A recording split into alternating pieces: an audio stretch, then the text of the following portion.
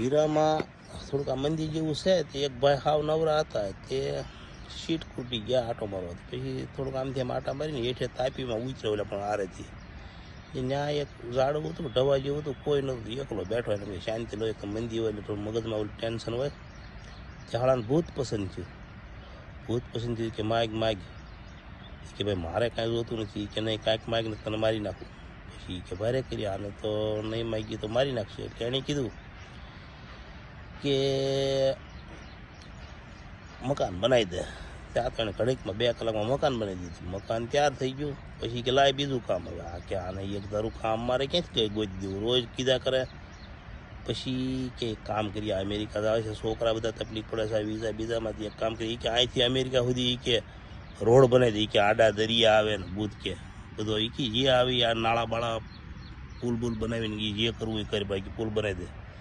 તે ભૂત ગયું ઘડીક ઓલ કે ઢવા આડું માથું ખંજોળીને પાછું આવ્યું એ કે એવું છે એ કે આ એ કે રોડ તો બનાવો પછી એ કે કંઈક બીજું માગી લે એ કે